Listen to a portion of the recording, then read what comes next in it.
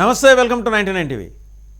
ఈయన ఒక ఆయన ఉన్నాడు, ప్రపంచ యాత్రికుడని తనకు తాను చెప్పుకుంటూ ఒక డిఫరెంట్ స్లాంగ్లో జనాలను ఆకట్టుకునే ప్రయత్నం చేసి చాలా మిలియన్స్ కొద్దీ వ్యూయర్స్ని సంపాదించుకున్నాడు. యూట్యూబర్ ప్రపంచం అంతా తిరిగి వస్తుంటాడు, నోటికి ఎంత వస్తే అంత వాగేస్తుంటాడు. ఇప్పుడు ఆయన ఏం చేశాడు, సీతమ్మ వారి మీద అనుచిత వ్యాఖ్యలు చేశాడు.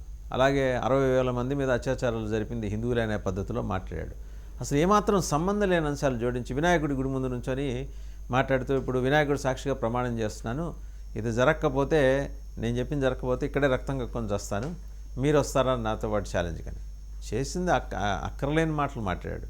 మాట్లాడిన తర్వాత దానికి అపాలజీ చెప్పాలి. ఆ అపాలజీ కూడా ఏది సర్కాస్టిక్ టోన్ తోటి చెప్పాడు. వాస్తవంగా యాక్టర్ శివాజీ చేసిన ఒక కాంటెక్స్ట్లో, ఒక సినిమా ఫంక్షన్లో ఆయన చేసిన వ్యాఖ్యలు ఈ వివాదానికి దారితీసాయి. తర్వాత వచ్చాడు ఆయన మహిళా కమిషన్ ముందర కూడా వచ్చాడు, హాజరయ్యాడు. ఆ పొరపాటున దొల్లాయి, మనోభావాలు ఏమైనా గాయపడితే ఖచ్చితంగా నా వైపు నుంచి అపాలజీ. నా ఇంట్లో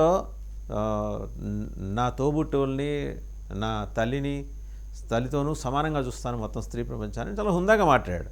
ఓకే, ఆ రోజు టంగ్ స్లిప్ అయితే అయి ఉండొచ్చు కాక, బట్ శివాజీని ఎండగట్టి, అలాగే ఈయన మన ఇంకొక అవధాని గరికపాటి నరసింహారావు గారిని తోలనాడి నోటికొచ్చినట్టు మాట్లాడాడు. ఆయన ఏమంటాడు, హిందూ ఆలయాల శిల్పాలపై అభ్యంతర కామెంట్లు చేయటం, అండ్ పోలీసులకు ఫిర్యాదు చేశారు విశ్వ హిందూ పరిషత్ వాళ్ళు. అలాగే ఈయన గతంలో తెలంగాణ డీజీపీగా ఉన్న జితేంద్ర గారి మీద కూడా తీవ్రమైన వ్యాఖ్యలు చేశారు. అన్వేష్ వీడియోల్లో వ్యక్తిగత దూషణలు, సంస్కారహీన వ్యాఖ్యలు రాను పెరిగిపోయి ఇష్టం వచ్చినట్టు మాట్లాడుతున్నాడు. అండ్ ప్రత్యేకించి హిందువుల్ని టార్గెట్ చేసి మాట్లాడుతున్నాడు.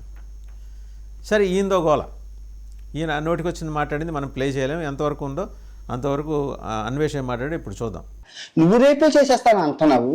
సీతాదేవి తర్వాత ద్రౌపది ఏ టీషర్ట్లు వేసుకున్నారా రేపులు అయ్యాయి. ఆ రోజుల్లోనే రేపు మగవాడికి చెప్పాలా రేపులు చేయకూడదని. సో అన్వేష్ మాట్లాడి చూసాం. అలాగే శివాజీ ఏం మాట్లాడారో కూడా చూద్దాం ఒకసారి. ఇంకో విషయం చెబుతున్నా, అమ్మాయిలు హీరోయిన్లు ఏ బట్టలు పెడితే వేసుకొని పోతే మనమే దరిద్రం అనిపించాల్సి వస్తమ్మా. ఏమనుకోవద్దు, హీరోయిన్లు అందరూ మీరు అనుకున్నా నాకు పోయేది లేదు, లాగి పీకుతాం మనం, అది వేరే విషయం. కానీ మీ అందం చీరలోనో, మీ అందం నిండుగా కప్పుకునే బట్టల్లోనే ఉంటుంది తప్పితే సామాను కనపడే దాంట్లో ఏముండదమ్మా.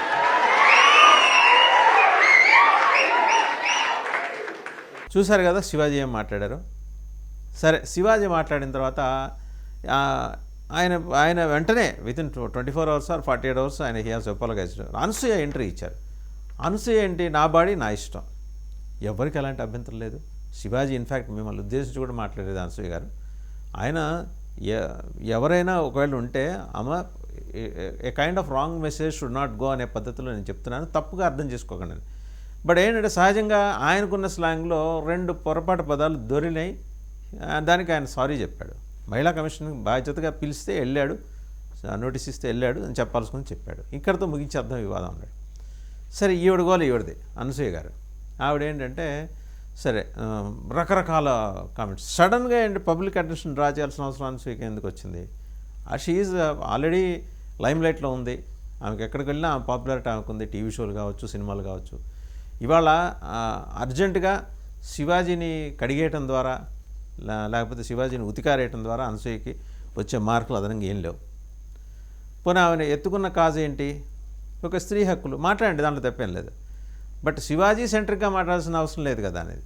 సరే, ఈమెకు మద్దతుగా నాగబాబు గారు వచ్చారు. తర్వాత ప్రకాష్ రాజు కూడా మద్దతుగా వచ్చి శివాజీని మామూలు సర్ఫ్లో ముంచి బాగా ఉసిమి క్లిప్పులు పెట్టి ఆరేశాడు. అంతా బాగానే ఉంది. ఎవరు ఇష్టం వచ్చినట్టు వాళ్ళు వచ్చారు, మాట్లాడారు. శివాజీని ఒకళ్ళు ఉతికి ఇస్త్రీ పెట్టడం ఆలస్యం, మళ్ళీ తడిపి, మళ్ళీ సర్ఫ్ నీళ్ళు తడిపి, మళ్ళీ ఉతికి, మళ్ళీ ఇస్త్రీ పెట్టడం దాకా చేశారు. వీళ్ళందరికీ శివాజీ ఒకటే సమానం చెప్పాడు, నేను పొరపాటు మాట్లాడాను, దానికి నా క్షమాపణలు, అక్కడితో ఆపేసేయాలి. మధ్యలో అన్వేషణ ఏంటి గోల, ప్రపంచ యాత్రికుడు ఆయన శివాజీ వ్యాఖ్యలను అడ్డం పెట్టుకొని హిందువుల మీద పడిపోయాడు. పైగా నేను రక్తం కక్కుని, అంటే తాను రక్తం కక్కుని చచ్చిపోకపోతే అష్టదరిద్రాలు పడతాయని శాపనార్థాలు పెట్టాడు. దేవుడి మీద నమ్మకం ఉంటే నమ్మకం లేనట్టుగానే ఉంటాడు.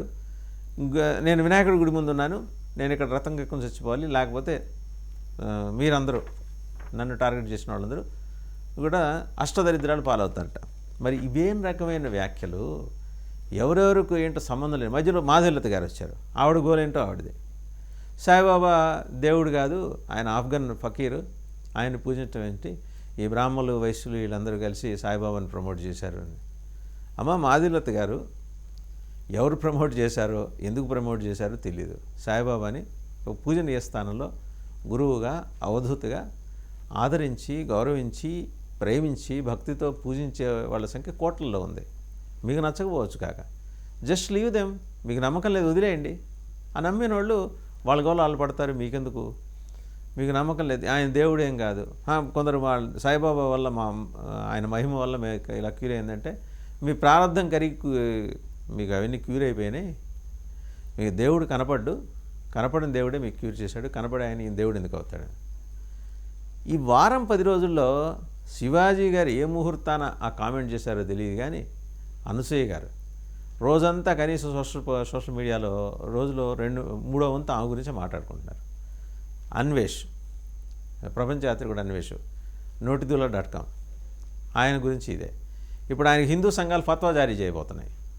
మొదట్లో పెద్దగా ఈ ఫత్వా అనే పదం హిందూ సమాజం తెలియదు. ఎక్కడున్న ఈడ్చుకొస్తాం, పోలీసులకు బాధ్యత లేదని హిందూ సంఘాలు. ఇప్పుడు సీతమ్మ వారిని అవమానిస్తూ మాట్లాడాడు. ఒక మతానికి సంబంధించి అవమానించి మాట్లాడినప్పుడు మీరు ఇంతకుముందు ఇలాంటి సందర్భాల్లో కేసులు పెట్టేవాళ్ళందరినీ పిలిపించలేదా? పిలిపించతను. అతను విదేశాల్లో ఉన్నాడు. మీరు నన్నేం పీకలేరు, నేను విదేశాల్లో ఉన్నాను. ఆయన అవకాశం ఛాలెంజెస్. రెడ్ కార్నర్ నోటీస్ ఇవ్వచ్చు కదా. 2 రాష్ట్రాల పోలీస్ యంత్రాంగాలు ఈ విషయంలో దృష్టి పెట్టాలి కదా అనేది. ప్రభుత్వాలు దృష్టి పెట్టాలి. పోలీస్ యంత్రాంగాలు ఏం చేస్తే ప్రభుత్వాలు దృష్టి పెట్టి సుమోటోగా తీసుకుంటే పోలీసులు యాక్షన్ తీసుకుంటారు. సో మొత్తానికి ఏంటంటే ప్రభుత్వాల్లో కూడా కదలిక తెచ్చే ప్రయత్నం హిందూ సంఘాలు చేస్తున్నాయి. ఓవరాల్గా ఏంటంటే అటు అన్వేష్ మాట్లాడినా, శివాజీ గారు మాట్లాడినా, అది శివాజీ కానీ అనసూయ కానీ మతం గురించి ఎక్కడ మాట్లాడాల. ఆయన ఏదో స్త్రీలకు సంబంధించి మాట్లాడే దానికి అప్పాలు చెప్పారు. అనసూయ కూడా అది పట్టుకుని తిరిగింది, కానీ మతం గురించి ఎక్కడ మాట్లాడాల. అన్వేష్ ఎందుకో మతం పట్టుకున్నాడు, మాధవీలత మతం పట్టుకుని మాట్లాడింది. అవసరం లేదు. ఎందుకంటే ఎవరు నమ్మకాన్ని బట్టి వాళ్ళు పోతారు. మీరు నమ్మకండి, మిమ్మల్ని ఎవరు బెత్తులాడలేదు. ఎట్టాగైనా సరే మీరు వచ్చి దయచేసి సాయిబాబాని నమ్మండి అని మాధవీలత గారు మిమ్మల్ని ఎవరు అడగలేదు కదా. అడిగినా మీ మానాన్ని మీరు పోతారు కదా. సో నాకు నమ్మకం లేదని వదిలేస్తారు కదా. మరి ఎందుకు ఇవాళ ఇంత అర్జెంటుగా మీరు మాట్లాడాల్సి వచ్చింది? అనవసరం కదా. మళ్ళీ దాని మీద కేసు. ఎన్ని అవసరమా?